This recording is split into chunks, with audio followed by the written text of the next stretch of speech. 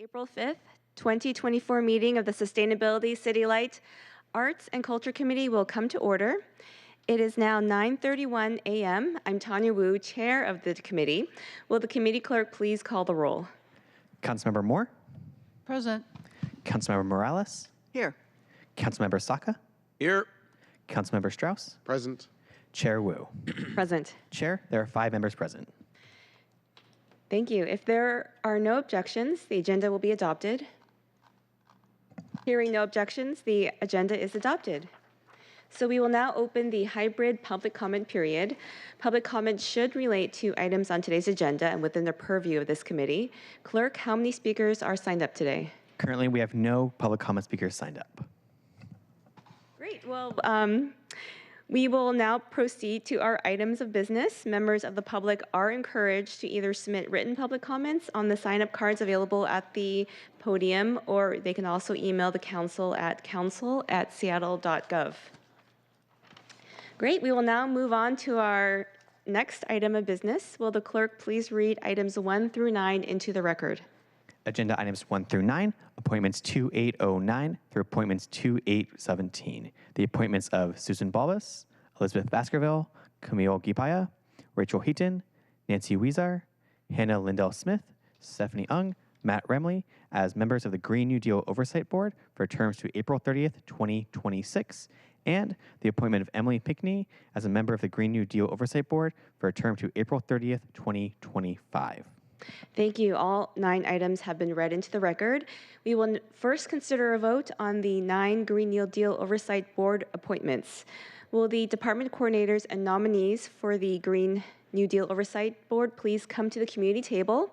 And once ready, please introduce yourselves, your commission, and then we'll learn more about our nominees.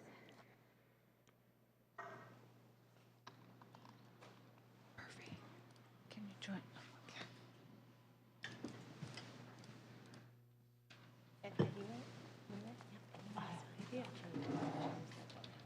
Recording in progress.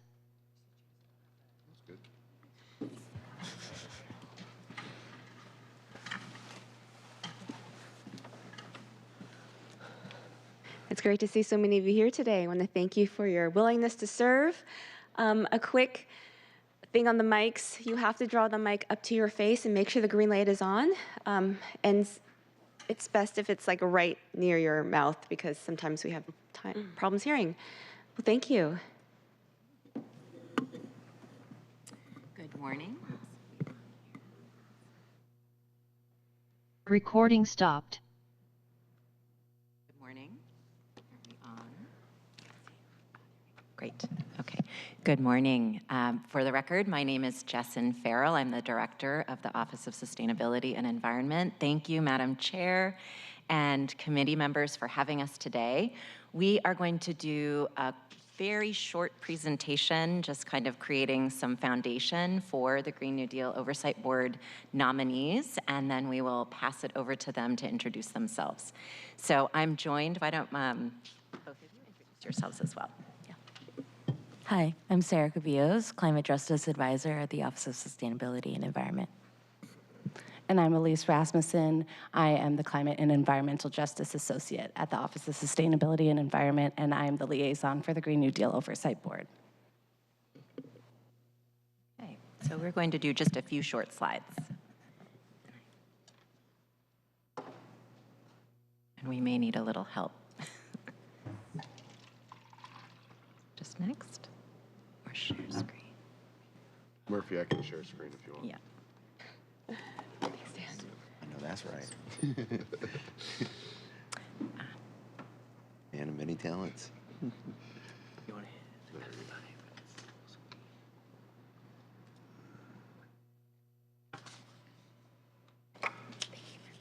Okay, great. And we can probably.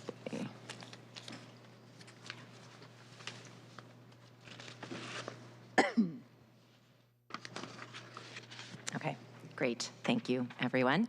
All right, so we were here a couple of weeks ago to give an overview of the Office of Sustainability and Environment, and I shared this iconic picture of wonderful things about the environment in the city of Seattle and how much that is a part of our identity, a part of our international brand, and how much it really is one of those things that draw us to this place and keep us here. And I also showed this picture of, wildfire smoke, the climate crisis, and of course that is upon us. We are all feeling the effects of that. But the real theme that we're going to focus in on today is the fact that there are members of our community who feel the burden and impacts of the climate crisis and environmental injustice more than other people in our community, particularly Black, Indigenous, people of color, low-income people. And so the environmental justice and climate justice part of our work is what we're really going to emphasize today, and the programmatic pieces that we do to address that.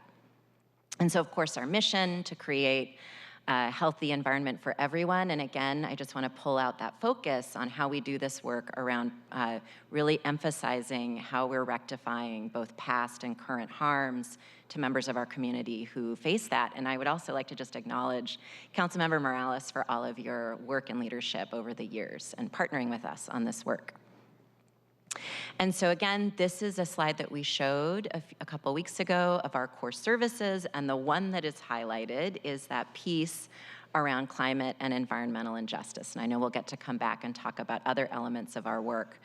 And so before I turn it over to Sarah and Elise, who will really dive into the programmatic pieces, I thought I'd just share a couple of really concrete examples of how people experience the environment differently in our city. So one example is related to air quality. If you live in a port-adjacent neighborhood like South Park, or a neighborhood that's adjacent to I-5, or another big transportation corridor like Lake City Way, so CID and Beacon Hill, those are neighborhoods that have markedly worse air quality, and the people who live in them have experiences of chronic health that is impacted by the increased particulate matter. So we design policies in part to address that. So that's one example.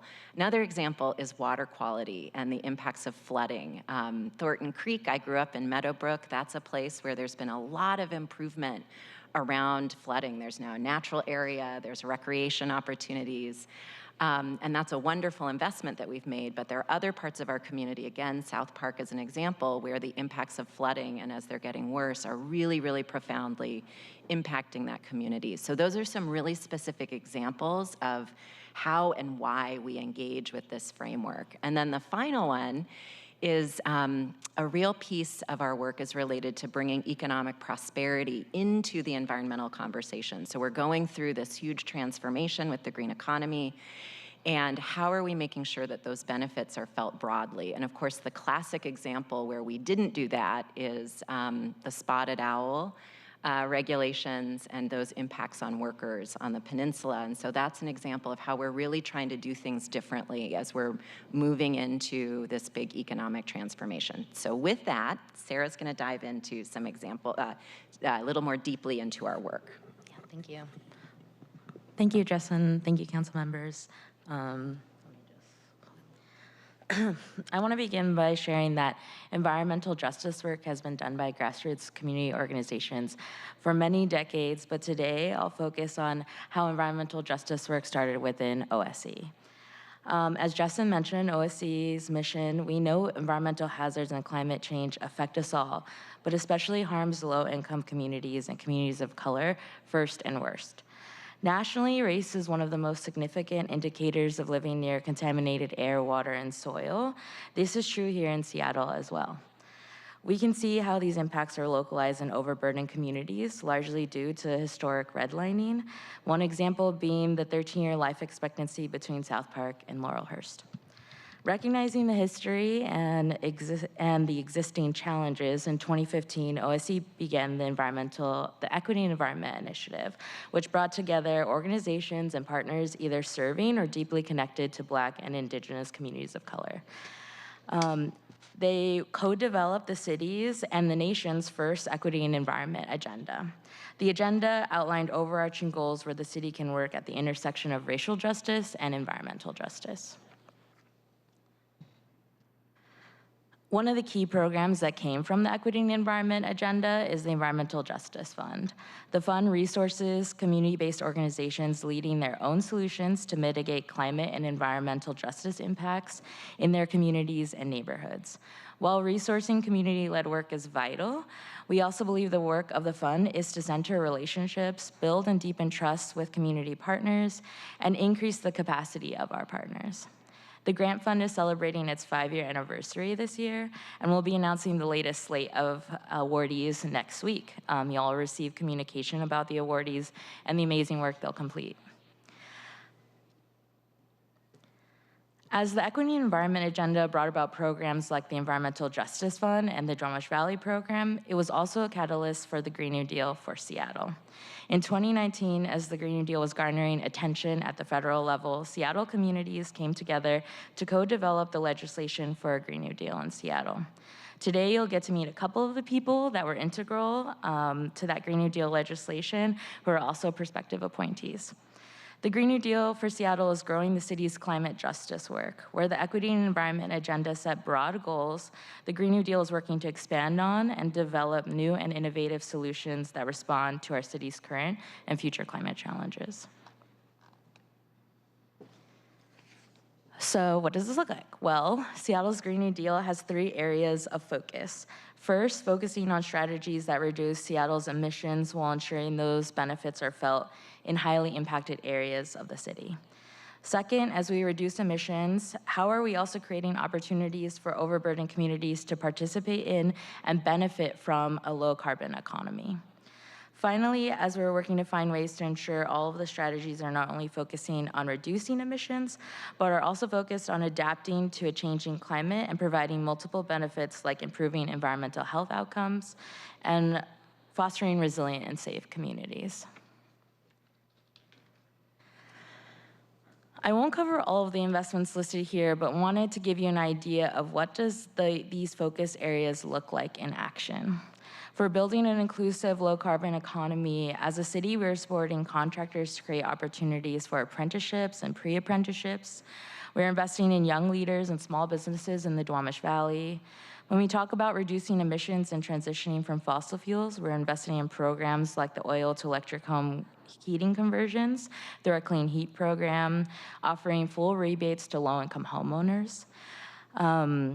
It also is things like the Building Accelerator program, which is a part of our Building Emissions Performance Standard that is supporting under-resourced buildings, especially those owned by or supporting Black and Indigenous communities of color.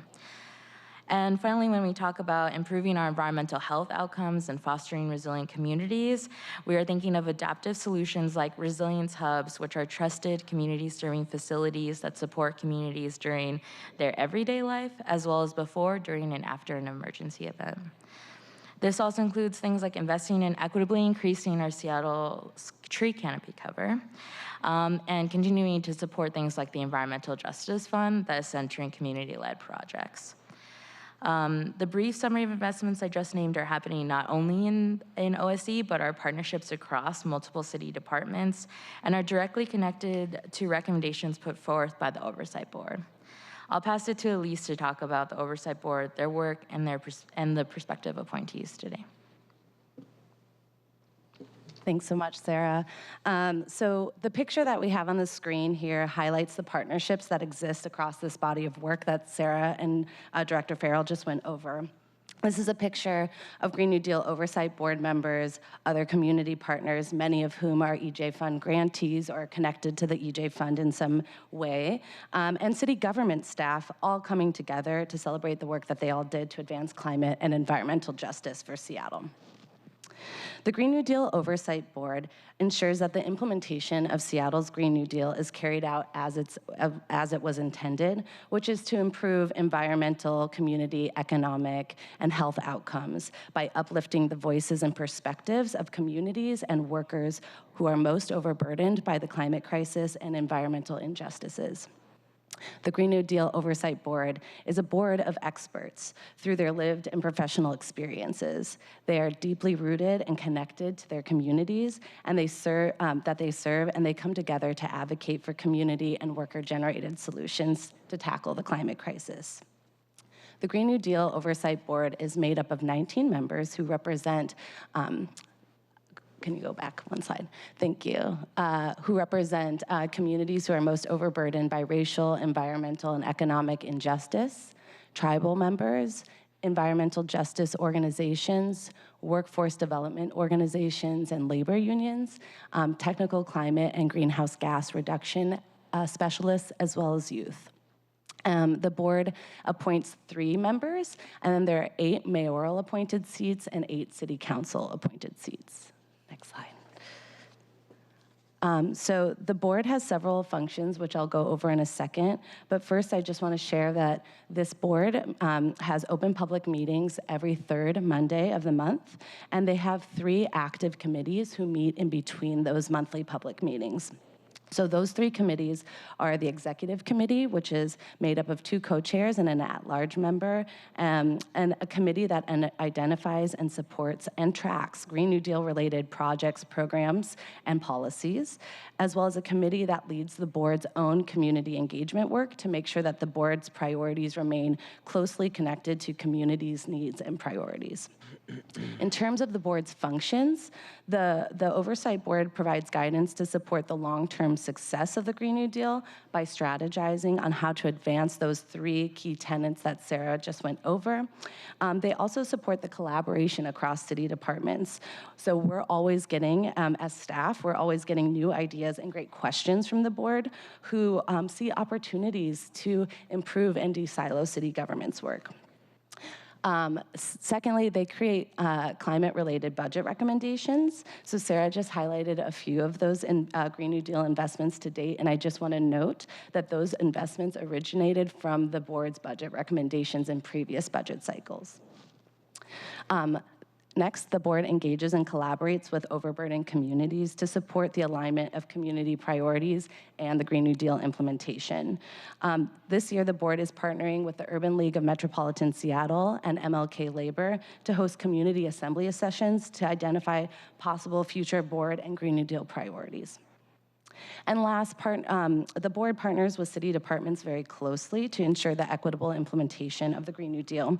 For example, through that committee that identifies policies, projects, and programs for the Green New Deal, they work really closely with the city departments who are also working on those policies and projects and programs. So with that, I will just say that to kind of wrap up here, that the board is one major reason why Seattle continues to lead in this climate space. And this will become even more apparent once you get to hear from the appointees themselves, who are each incredibly impressive. So with that, we're happy to either take questions or proceed directly to appointee introductions. Thank you.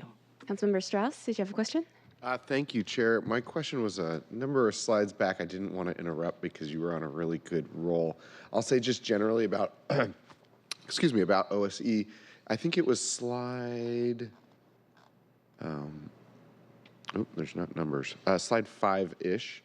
That you're showing all of these different programs, and as you were giving the overview of OSE, what really strikes me, colleagues, last year we had discussed, and we did actually set up a select committee on the climate crisis for a moment, because when we're addressing the climate crisis, which is imminently before us, we are currently in it, it touches so many different departments, and I bring up building efficiency performance standards, which is something that is both in SDCI, it's in climate resiliency, it's in OPCD for some ways, it's through City Light in many ways because of electricity. It touches all of these different things, and without the Office of Sustainability and Environment, we wouldn't have this focus across typical jurisdictions, across typical silos, and it's just, you know, it was really helpful for us to have that select committee briefly.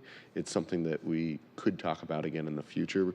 And the reason that I didn't feel as it was as necessary is because we have a department leading this work. So I'm going to save some of my comments. I'm reading through this PowerPoint.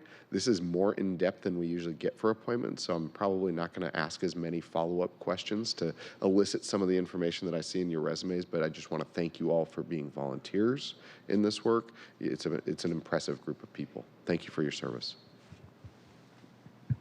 Great, let's meet the appointees.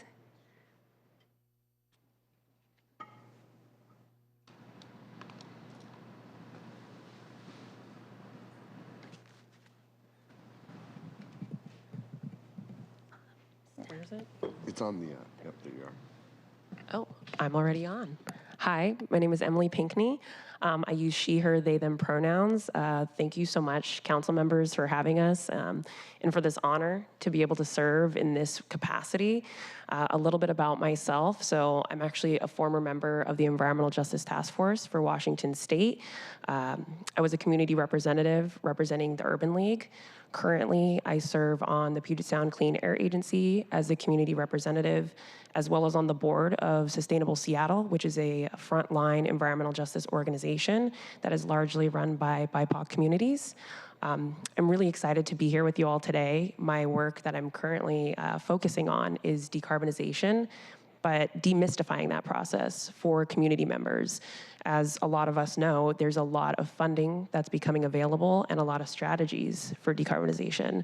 However, every single time we see any sort of innovation in environmental spaces, it's BIPOC communities, low-income communities, immigrant communities that are underserved and don't get what they need. So I work on a program called Breaking Barriers Collaborative with 5 nonprofits that have done over 25 years of work in policy spaces for the environment, and working with them to try to help the community understand the implementation process and to get them connected to government, getting them connected to resources, technical support, what have you, but all the elements that are involved, because you can't just decarbonize overnight. It takes a planning process. And so we help people build those plans, particularly focusing on small businesses, BIPOC-owned businesses, and immigrant businesses. So thank you for having me.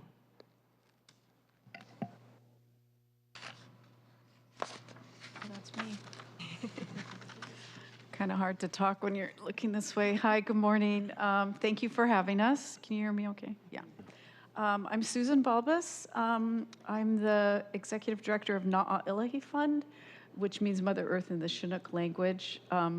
My family moved us here to the Seattle area many decades ago. Okay, five decades ago. And during this time, I've been very, very involved in environmental justice movements. I've served in lots of different roles and committees with the county, with the city, and was an early grantee of the Environmental Justice Fund, and then served as a reviewer. And we've worked quite a bit with parks. We have implemented the Native American Advisory Board through Daybreak Star out at Discovery Park, and have done lots of work to really just work on the environment and making sure we have our open spaces as our region grows. I'm really honored to be a part of this board, and just really want to say that I'm very committed to this work.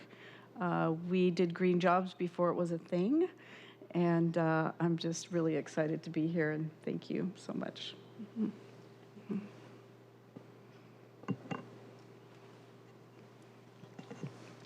Hello, thank you for having me. My name is Lizzie Baskerville, and I'm a born and raised Seattleite and Garfield grad. And I used to manage the Danny Wu Community Garden.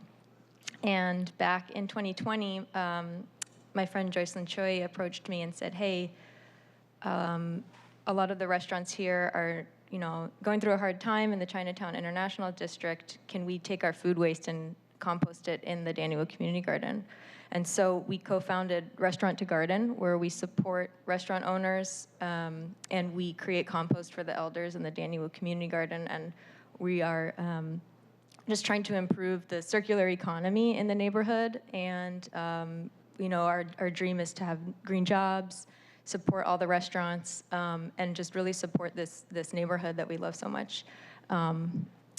And so, yeah, I'm really pleased to be on this board and working with all of you to forward the Green New Deal. Thank you.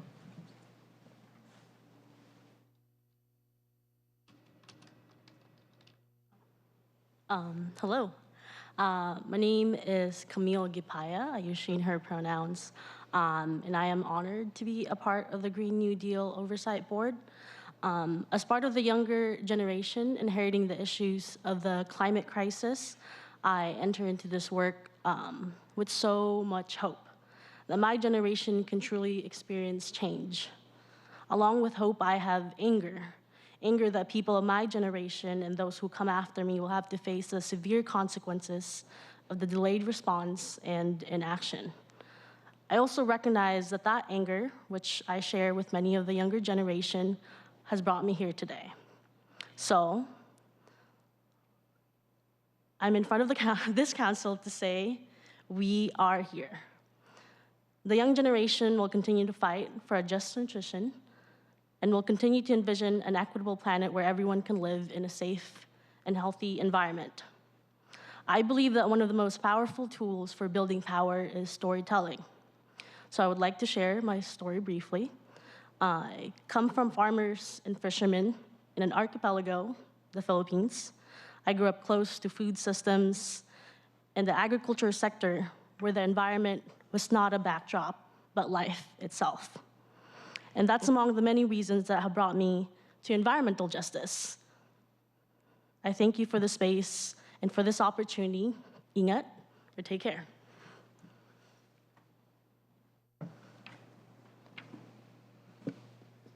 And I have the honor of sharing about Rachel Heaton, who's seeking reappointment. She was not able to join today. So Rachel is a member of the Muckleshoot tribe and lives in Auburn, Washington, and is also a descendant of the Duwamish tribe. And in 2017, she, along with many other natives and allies, helped the city of Seattle to divest the city of Seattle's $3 billion from Wells Fargo, in part because of the funding of the Dakota Access Pipeline. This victory prompted Rachel and Matt Remley, who you'll hear from in a second, to co-found Masaska Talks, an indigenous developed tool to help other communities divest their cities and organizations from banks contributing to the desecration of Mother Earth. She's also a lead culture educator for the Muckleshoot tribe, and there she learns about traditional indigenous plants, how to harvest them, and develops ways to incorporate them into everyday foods. She shares the importance in our ancestors' teachings of those medicines to her tribal community, and additionally, she works with youth and adults to learn to use our Earth Gym as a way to apply culture and healing as our basis for health and wellness.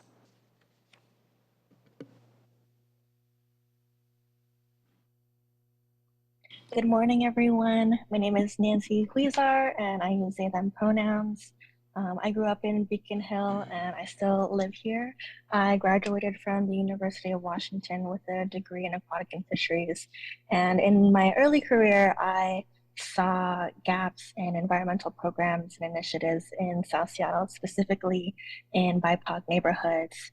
And so after a couple of years, I decided to transition to do community organizing, and I supported the adoption of the Green New Deal resolution back in 2019.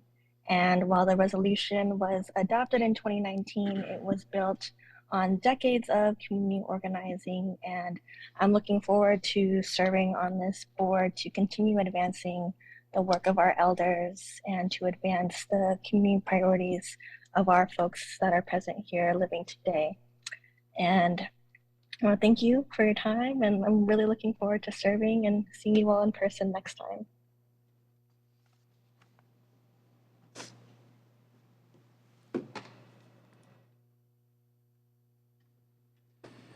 Hello, I believe this is on, yes.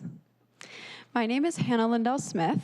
I'm a community and political organizer, and right now I am coalitions lead at 0 Hour and working with several different youth coalitions across the US, and especially here in the Seattle area, my home. My work is focused on accountability, connection, and building a more just and beautiful world in the face of the climate crisis, keeping our communities safe in heat waves, making sure young people are heard. I want us to do all of this and more. The Green New Deal Oversight Board is not the only tool to achieve this, but it is one, and I want us to make the most of it. I am also a dancer and aerialist. I do that at Sanka in Georgetown, and I attend Summit Atlas High School, where I will be graduating this year. And it is nice to meet you all.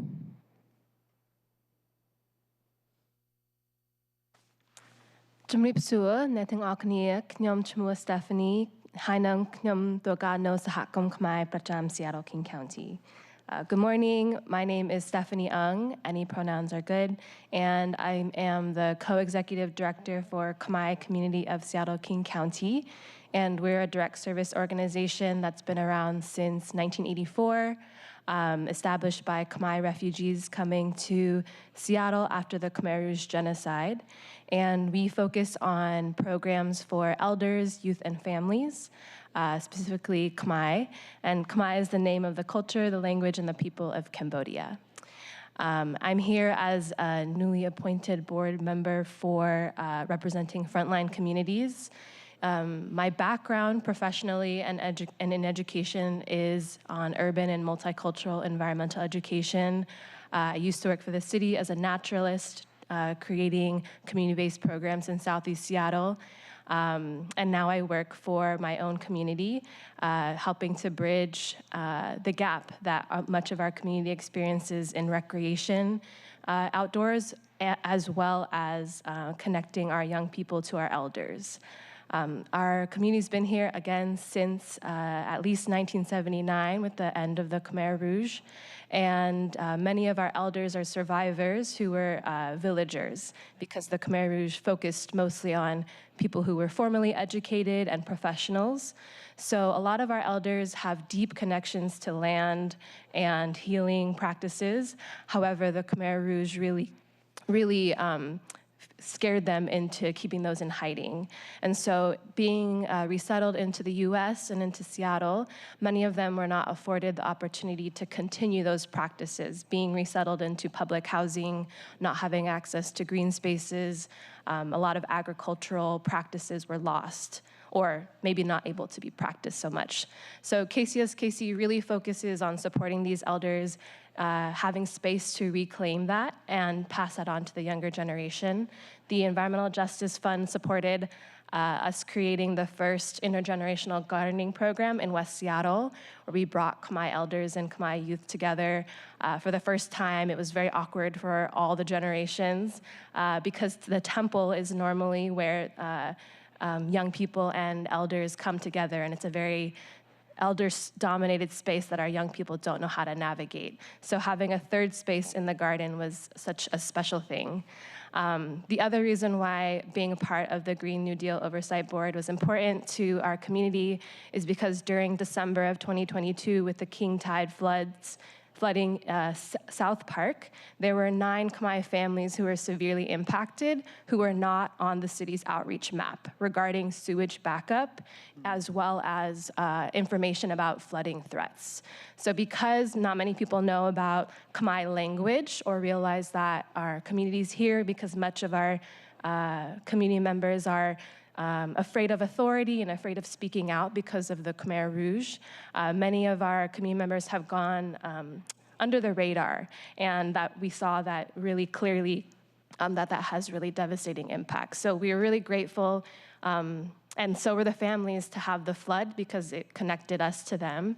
And I bring those relationships and those stories forward in my role here. Thank you for your time.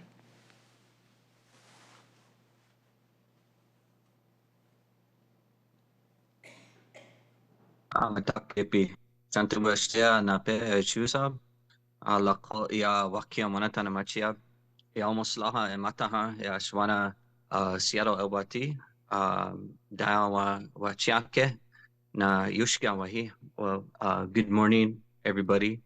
My English name is Matt Remley. My Lakota name is Wakia Wanatan. I'm from Standing Rock, but I'm a longtime resident of Beacon Hill in the Holly Park neighborhood, New Holly neighborhood, and very honored to be here today. Longtime worker and advocate on issues of treaty rights, tribal sovereignty, and environmental justice. I've been working on issues of environmental justice in the Seattle area since the 90s, when I was involved with the former Community Coalition for Environmental Justice. I had the honor of working with Nancy and others, with Councilmember O'Brien on the drafting of the Green New Deal resolution and subsequent bills that followed, as well as with Councilmember Mosqueda on the Jumpstart funding, which we know is a large part of funding a lot of the work that we're talking about here today. So very happy to be here, very happy to continue doing the work here. And also want to thank Councilmember Morales for her longtime support on this work. And thank you.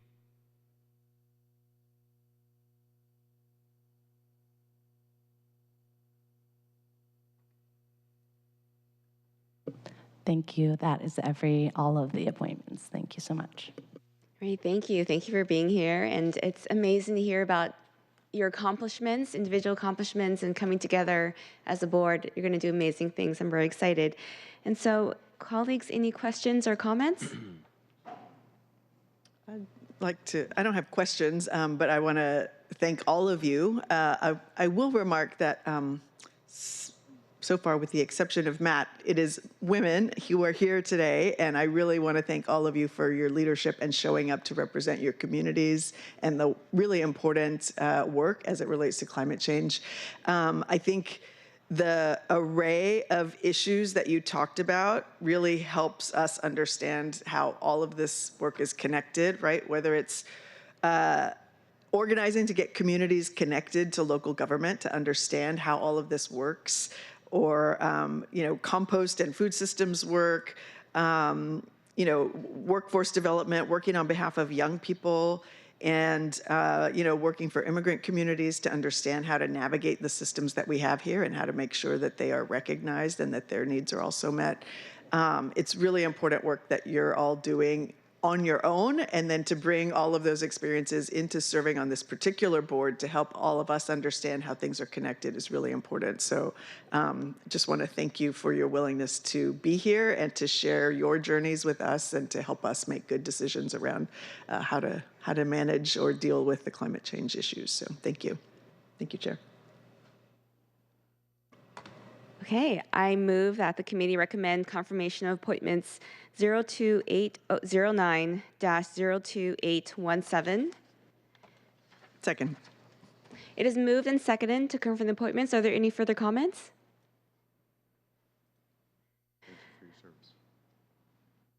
Will the clerk please call the roll on the confirmation of the appointments?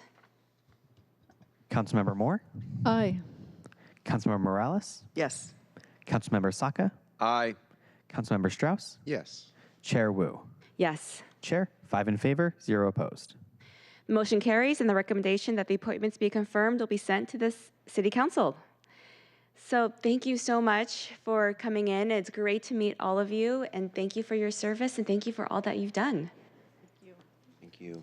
Thanks, everyone. So we will now move to our next item of business. Will the clerk please read the short title of item 10 into the record?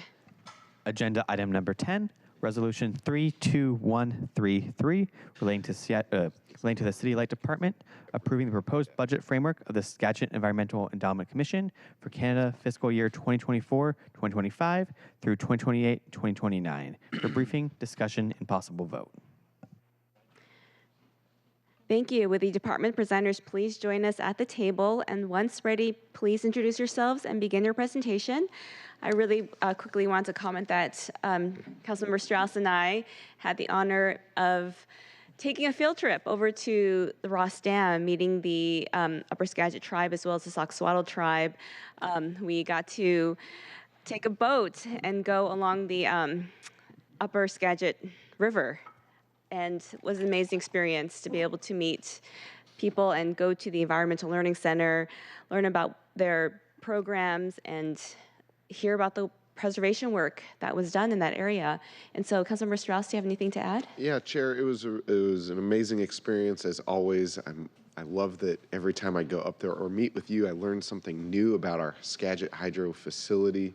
You know, it produces 25% of Seattle's electricity, and this is our first relicensing process that we're going through right now since the mid-90s. In the mid-90s, we had a lot of really the first time that we'd worked with the tribes in off-license agreements so that we could make sure that we are stewarding the land and recognizing the impact that our hydro facilities have had on Indigenous people in the area. And it was really an amazing experience to get to meet with the Upper Skagit Indian tribe, Scott Schuler, his mom Doreen, who is a powerhouse, no pun intended. If you ever wonder where Council President Juarez got it, it's from Doreen, who set up the tribal courts for Western Washington. And so she was really amazing. It was wonderful to have that coming together of agreement with Upper Skagit Indian Tribe, and then to really restart the conversation with Sauk Seattle. We've just resolved some of the lawsuits, and so we're really getting into negotiations. And so I think it was very clear to everyone that the chair of this committee, Chair Wu, were in attendance at such an early, you've been in office for 3 months, 5 days. No one, actually a little less. Sorry, but it's amazing to see so quickly on the ground here. You're already up there engaging with our infrastructure, as well as the people who are most important in this work, and that's the indigenous tribes up there. So really great to have you up there, Councilmember Wu. It was great to follow your lead. Well, thank you for all that you've done. You're the committee chair of the Governance and Tribal Relations Committee, and so all the relationships that you bring and you developed over the years is amazing. I asked if I could have a slideshow of all the pictures we took during our trip, but unfortunately there's no time for that. So thank you for being here, and I look forward to hearing your presentation. Thanks, Councilmember. Mike Haynes, Seattle City Light Chief Operating Officer. I was going to do a whole setup, but you guys just covered it, so that was beautiful. So thanks for having us. I'm Rob Smith. You're on. I'm on. Okay. Rob Smith, I'm a U.S. Commissioner on the Skagit Environmental Endowment Commission. Thanks for hearing us today. And I'm Kate Engel. I'm the Science Policy Manager at Seattle City Light, and I serve as the U.S. Secretary for the Skagit Environmental Endowment Commission, which is a requirement under our treaty for the city to provide that role. Maura Brugger, Director of Government and Legislative Affairs at Seattle City Light. Good morning. Andrew Strong, Interim Officer for Environmental Engineering and Project Delivery Efforts. Thank you.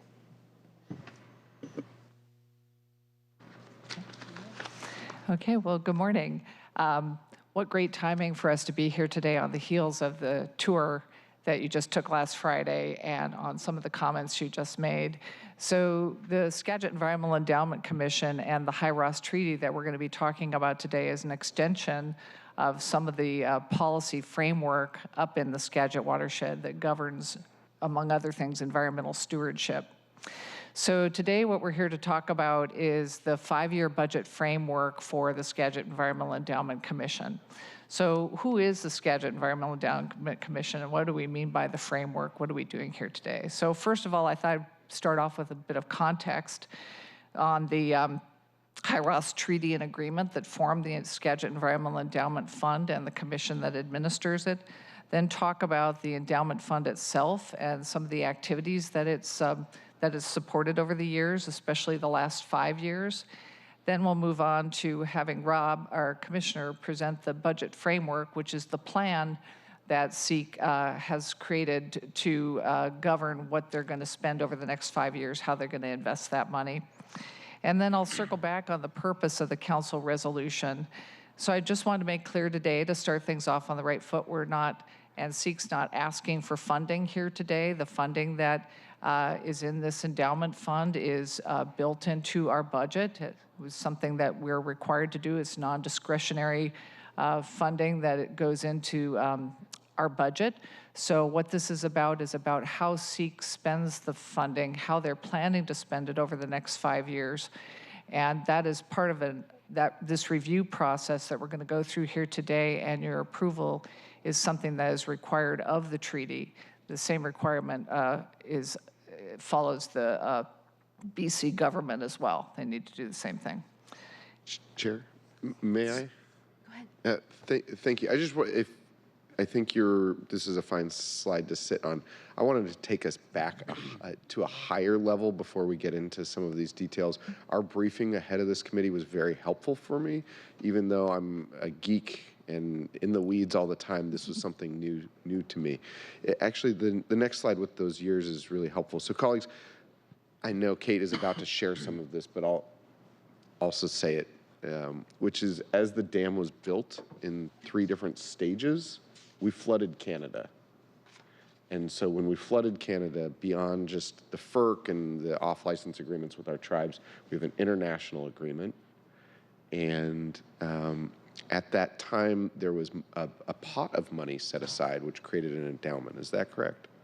Yes, the endowment fund was formed, yes. And so from that endowment fund, there's a little bit of money that BC and the city of Seattle puts in every year to the endowment fund, but that endowment fund, much like CSRS, our retirement system, is an investment body that self-perpetuates. And so I came at Kate a little hot in our briefing. I said, well, then what are we doing here? Why is this before our committee? And your response was really helpful, which is that this is a self-sustaining fund that is an agreement between BC and the city of Seattle. That self-sustaining fund still needs accountability. So on the BC side, they're doing the same thing that we're doing here to make sure that they're using this money for the intended purposes and not buying cars or buying planes or going on trips. And so I had a hard time grasping, and so I just wanted to level set because it took me an hour to get to that point, so I figured it would be helpful to share off the bat.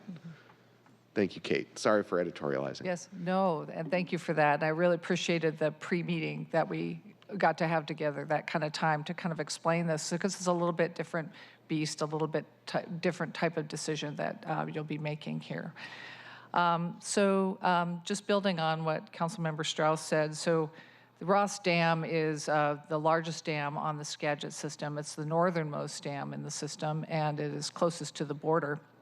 And it was designed in a manner to be raised in a couple of phases. Actually, it's 3 phases.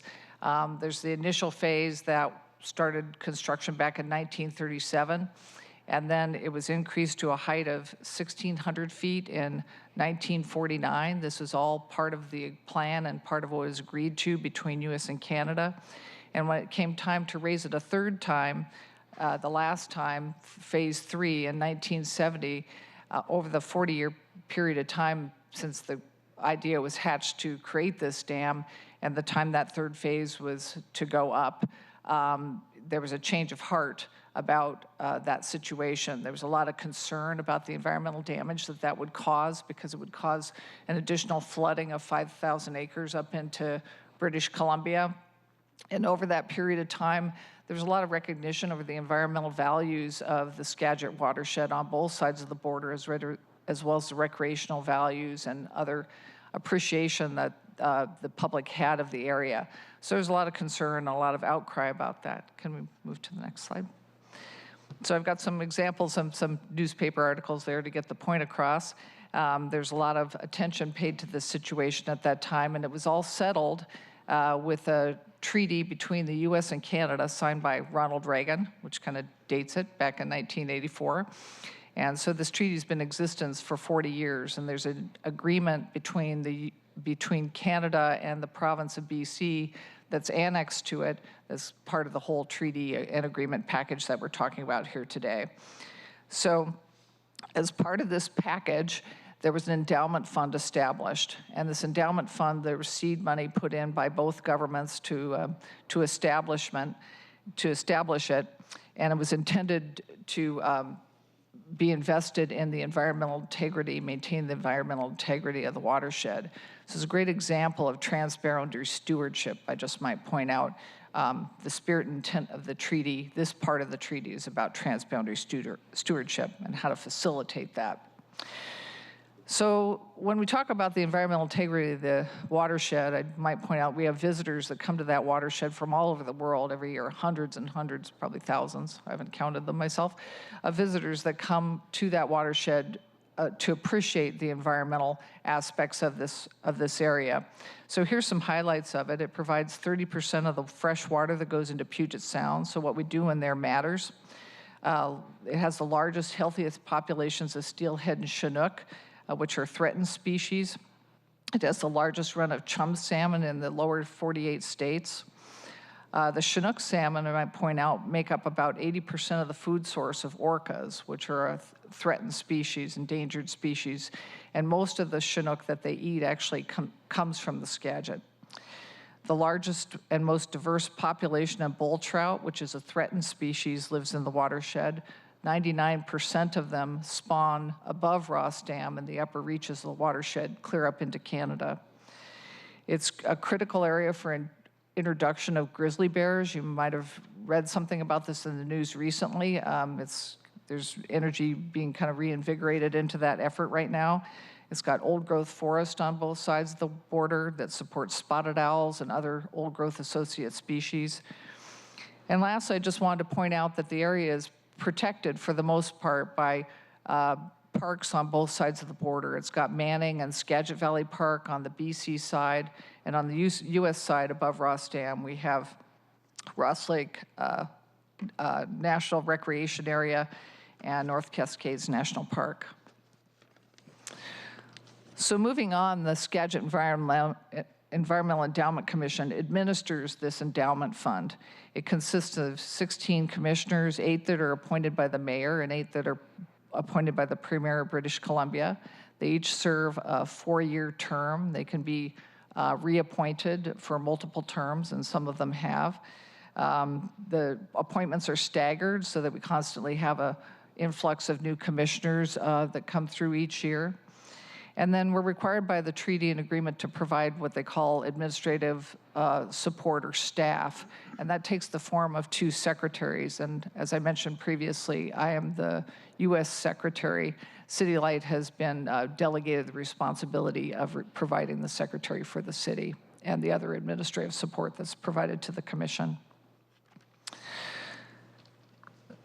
So the purposes of the endowment fund and of the commission were outlined in the treaty, and they're here. This is word for word what comes from the treaty and agreement. And they're all around environmental integrity, support for recreation, and education. So the first is to conserve and protect wilderness and wildlife habitat, enhance recreational opportunities in Skagit Valley, acquire mineral and timber rights consistent with conservation and recreation purposes, and I'm going to circle back on that purpose again shortly. Conduct studies of need and feasibility of projects, and to plan for and construct hiking trails, footbridges, interpretive displays, and the like. So SEEK now, with its responsibility to administer these funds and to meet these purposes, has organized itself into 5 main programs or priorities. These include, they're listed here, they're ecosystem science, Indigenous peoples engagement, which is a newer program and priority they developed in the last 5 years, environmental education, watershed integrity, and recreation. So I mentioned that I was going to circle back on the mineral and timber rights point. I wanted to point out that when I mentioned most of the areas protected, over the years there's been one area that's been 14,000 acres in size that sits between Manning and Skagit Valley Park that could not be incorporated into the adjacent parklands because of underlying timber rights, mineral rights that were most recently owned by Imperial Metals.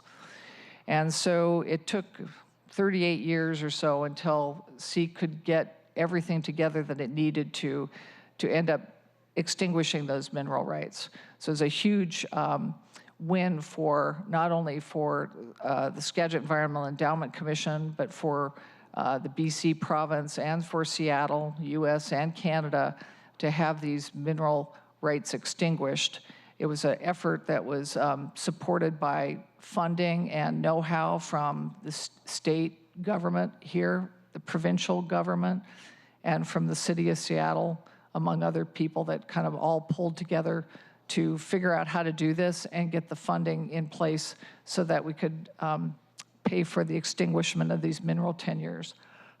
So this 14,000 acre land, now that those mineral tenures are gone, can be incorporated into the parks, but it's currently in a protected status and getting reviewed by BC through a process that they need to go through in consultation with First Nations to establish its permanent, what I'd call land use designation. In the meantime, it is in a protected status. and SEEK is monitoring the situation to ensure that its permanent status ends up being consistent with the intent of extinguishing those mineral tenures in the first place. So moving on, now we'll talk about the budget, and I'll have Rob take over from here, but I wanted to point out again, we're not asking for funding here today. SEEK's not asking for funding. This is a high-level review of the framework, which is their plan for how they want to spend the budget over the next 5 years. They have all the flexibility to move money around within these different bins over the next 5 years. So what you're getting is what their intents are and how they've kind of organized the way that they want to spend their money over the next 5 years into the various programs that I mentioned earlier. So Rob, you want to take it from here? Thanks, Kate. As I mentioned, Rob Smith, I've been a conservation advocate for 40 plus years, the last 10 here with the National Park Citizen NGO. So it made sense to me to be focused on the North Cascades ecosystem. Exciting because it was one of the unique opportunities to look at the watershed transboundary instead of be limited by jurisdictions. And I've been on the commission since 2016. One of the roles, I want to thank you for the role that the city played, in particular, both in policy, advocacy, as well as money, to partner with the state of Washington, the province of BC, the Nature Conservancy of Canada, and SEEK tapped its own endowment fund in order to put together the funds necessary to buy the mining claims a few years back up in British Columbia. That secured water quality downstream into Washington for the salmon, for the people from here that go up and recreate there for the long term. And that's exactly what the treaty is supposed to do. When I was first asked to be on the treaty, I said, oh no, this isn't going to be one of those things where you have to raise money or you have to fight for resources. And they said, no, actually, it comes with, it's a mandate, but it's funded. It comes with an opportunity to simply do good deeds to live into the goals of the treaty as outlined. So I said, that sounds exciting, let's do that, and you get to work with people across the line that we otherwise wouldn't meet. I wanted to give you a little bit of flavor of that, but first, I think that's reflected in the budget pie charts. You can see the one on the left, the prior year. We have made a direction to the partners that apply for support to be sure and include an appreciation and the stories of Indigenous people, so their presence and their ongoing presence and importance in this landscape is included. That wasn't specifically in the treaty from 1984 because at the time no one thought of that. We're thinking of it now. The new budget, looking forward though, takes the next step. And you'll notice that there is a whole carve-out for just Indigenous-led programs. So that does not get everyone else off the hook from mentioning it, and they don't want to be. They mention, some of our partners still mention in their curriculum and their interpretation those stories, but we really wanted to put money where the talk was and say we want to have a fund that's going to be Indigenous, meaning tribal or First Nations-led and developed. And the commission does reflect that in its makeup too, where there are 2 members of First Nations and 2 members associated with tribes in the U.S. As commissioners as well to help develop and guide that program. So that's a major change in the budget, which meant that some of the money for other programs was cut back to allow room for that. I chair the Education Committee, which is the largest single piece of the budget. And some of the examples of programs that we fund through that are North Cascades Institute. If you were up there in the Upper Skagit, you might have seen the Environmental Learning Center. That is, in order to keep that going, we contribute towards that. Lots of school kids come through and their families. It's also available for other uses as well up there, all in appreciation of the Upper Skagit. We also fund a pretty unique program, which is BC Parks and the National Park Service share the very tip of the reservoir on the border at a place called Hosemi, and it's the International Interpretive Program. So a ranger from BC and a ranger from National Park Service jointly present programs in the evening, greet campers and recreationists, and are there for the summer season and see thousands of people there. And we want to keep that going, and that would not have happened except for SEEK's support. So that was very important to us. Chair, Jim, at the Hosamine Interpretive Center, is there a void, and how do you fill it? At Hosamine? Yes. For many years, SEEK approached both park entities, the agencies, and said, we would like to support this. And they said, that's great. We'll provide the rangers if you can provide the funding. And now, like many agencies that are in budget crisis, that sort of support is even more critical in order to make that happen. There are people from both countries that come there. This is one of the few places on the border where there's not a big wall or checkpoint, so people go back and forth. But it's all about recreation, and it's very seasonal. It's been closed off. Sometimes weather events close the road. And Chair, if I may, again, sorry, Jim, I was trying to make a remark about Jack Kerouac calling Mount Hosamine the void. Yes, I should not try to be funny. My wife has told me I'm not supposed to try to be funny. This is that place. This is where you can find, and you can hike up to that lookout that he wrote that. Yes. He's still the king of dad jokes. The Indigenous Program has funded a gathering of both tribes and First Nations at Hosamine that they led specifically to talk about the traditional use of that land and the back and forth trade that they had. We will also be funding a survey of cultural sites led by one of the First Nations in Canada. We've funded water quality monitoring on both sides of the border, and most recently granted some money to the Woodland Park Zoo to buy tracking equipment for a long-term partnership study on carnivores there, grizzly bears, wolverines, mountain lions, all kinds of things that still live up there. In recreation, one of our major partners has been the Student Conservation Association. When I talk to park rangers or other environmental professionals or people that are active in the outdoors, they say, "Oh yeah, I began I had a summer program with SCA." They build trails. They also do butterfly collecting, which more than a lark is actually a long-term monitoring effort to look at the impacts of climate change in the Upper Mountain watershed. So it feeds into the research that the park agencies are doing. We also are launching a program to jointly map the resources using LIDAR and trying to coordinate the data from BC and the data on the US, which is not always collected the same way, into something that will be consistent, at least within the watershed, for all kinds of uses. And I'd just like to close by saying thank you for the history that the city has shown for 40 years of support of doing good deeds in the watershed for mutual benefit. So thank you very much. Kathy, do you have a question? I'm sorry, Councilmember Moore. Yes, thank you. Thank you very much for this presentation. I'm just curious in looking at the budget, I noticed that the watershed integrity piece had gone from 4% to 3%. And then the amount of money designated was $107,000. And I'm just curious about the change in the funding for the watershed integrity.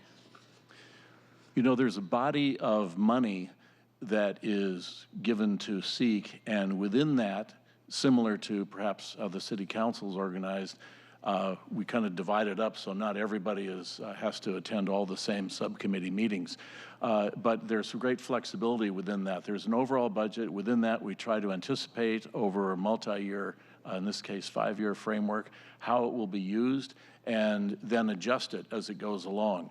That said, we do want to make a significant commitment to ongoing education projects, as well as carve out as yet to be developed an Indigenous program, but then there are occasionally, such as the Woodland Park Zoo project or water monitoring that comes in, and maybe it's a year at a time or a special project, and we have that flexibility to move money around like that in order to fund those things. So those are not hard numbers and percentages, but I think a statement of if you're applying, this gives those committees a chance to say, okay, what's most important, what's going to meet the need, and if we need more, then we go back and say, well, maybe you haven't spent as much over here, so we can apply that there. So it's meant more of guidance as opposed to boundaries.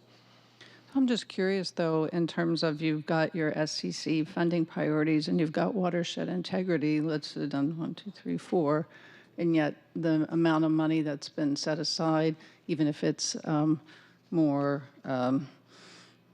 what's the word I'm looking for? A model than hard fast is less, and it doesn't seem to be a significant amount when you look at other appropriations for other programs. Communications and outreach is significantly more money. And also notice that the budget amount for your investment management's gone up from 9% to 15%. So just curious about that. Some of these are ongoing programs like education. Like there are 4 partners there. I know that one best as the chair of that group, but it's the North Cascades Institute, the Hope Mountain Center for Outdoor Learning, the National Park Service, BC Parks. I'd mentioned the International Ranger Program. That's really what that is. In order for them to plan ahead multiple years and have a robust program, they have been very consistent partners to deliver on the education piece. And so it's not a one-year episodic, one shot. For them, it's ongoing program commitments. And I would say the same for Student Conservation Association and Recreation. On other programs, though, for instance, the Woodland Park Zoo, that was one-time request for special equipment needed to start their monitoring program. It's just a fraction of what they'll need over the multiple years, but as the foundational piece, if they have the equipment, they can then find the people and go out and do it. So that was more in response to a proposal that came in.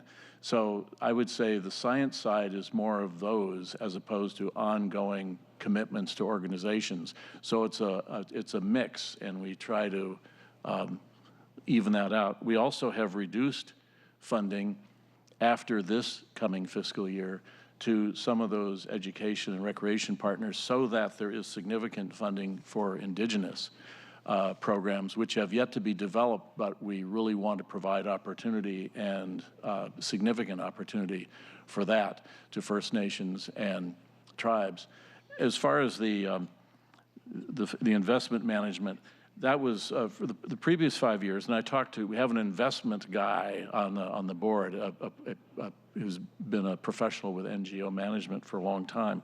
The financial management includes not only paying an investment manager to make sure we get optimum return, but also going through reviews to make sure that they are responsive to environmental, social, and corporate governance goals. And that was, we under budgeted last cycle. We want to make sure we make up for that. And that also includes audits and reviews so that we can be assured that the money's being spent well, is not investing in things that are counter to our goals. It's supporting those, and that we can be fully transparent. So it takes some money in order to manage the money well, and that's reflected here. Yeah, thank you. I appreciate that clarification. And to the extent we have any ability to have voice in this, I would just encourage greater attention to the watershed integrity budgeting. Thank you. Thank you. Yes, so noted.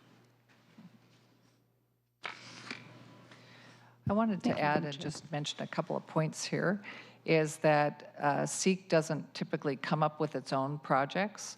So what they do is they solicit proposals. We have an online solicitation process that's been established for SEEK.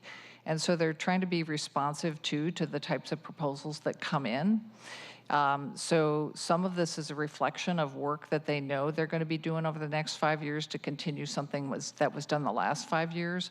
And some of it is to leave room for new opportunities that may come in that they can't foresee.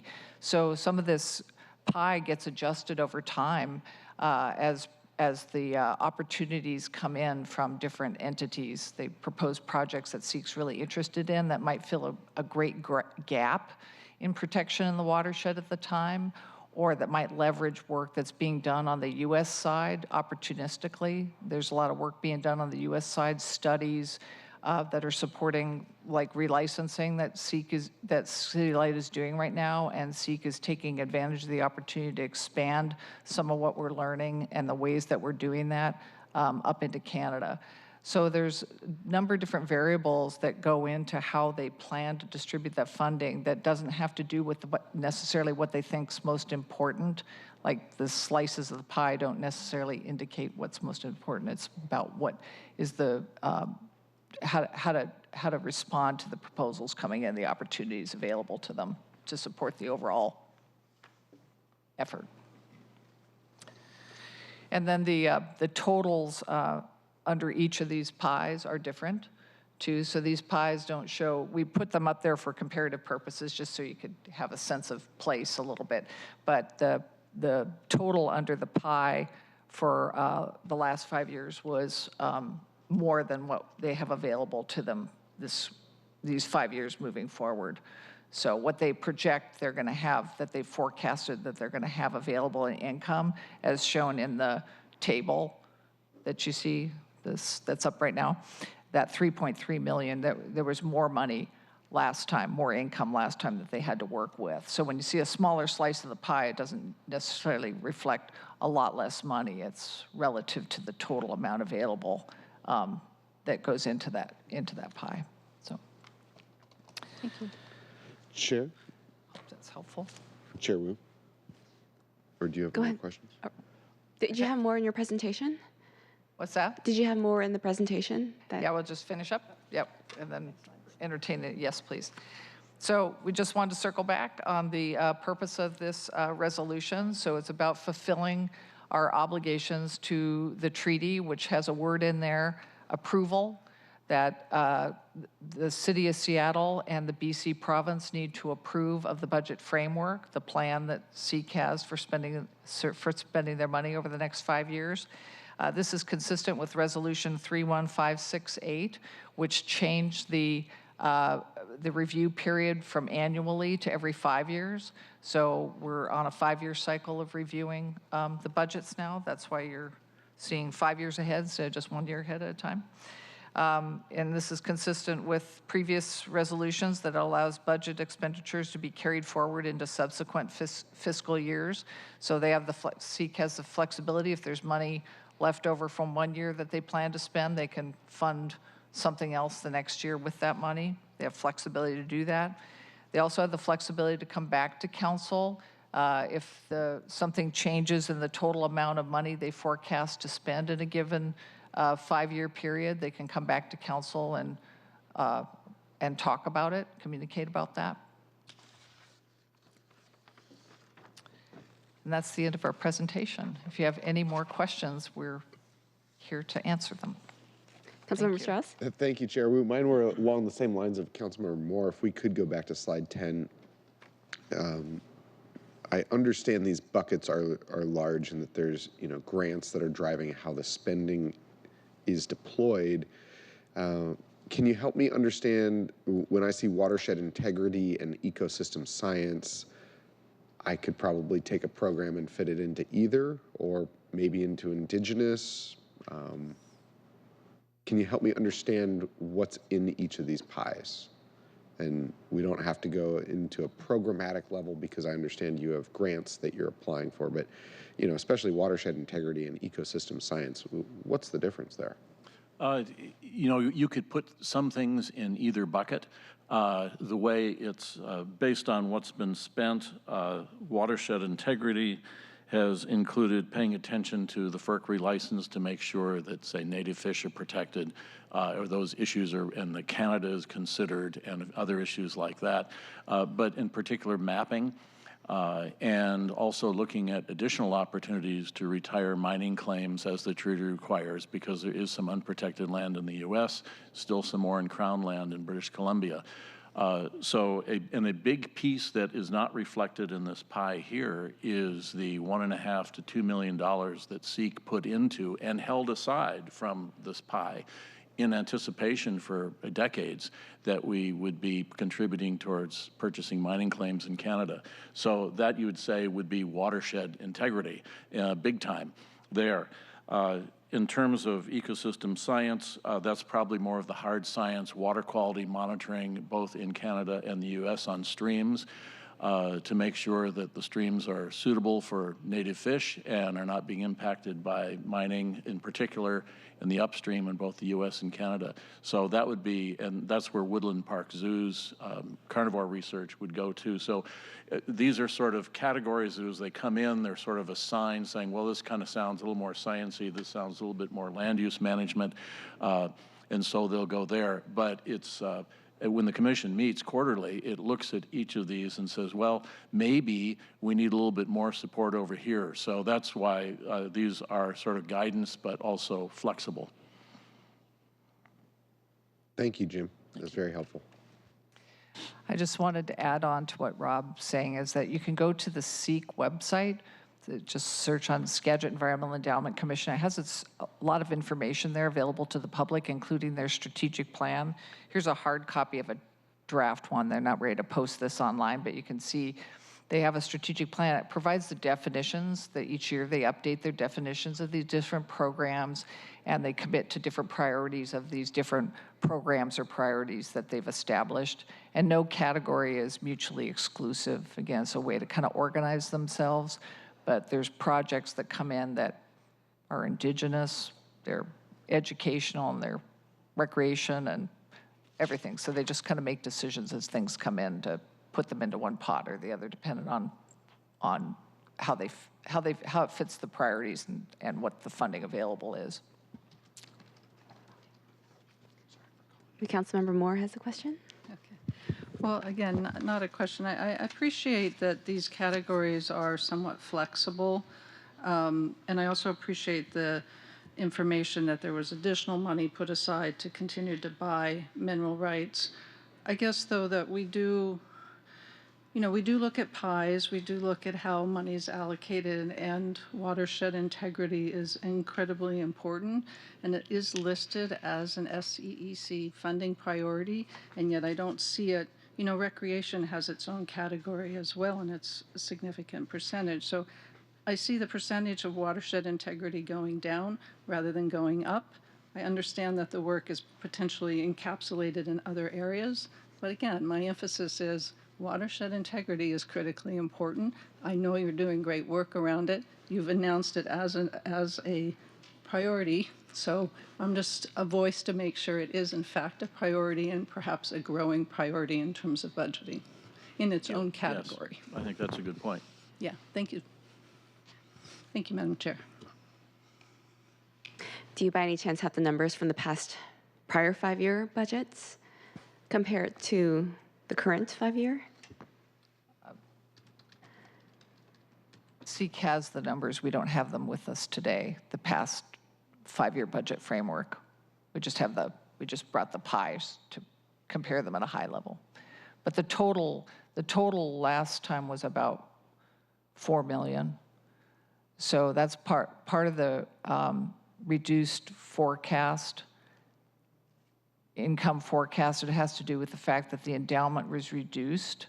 The principal of the endowment was reduced for purchase of the donut hole mineral tenures that they set aside. So it reduced the total amount in the endowment fund that needs to get replenished over time.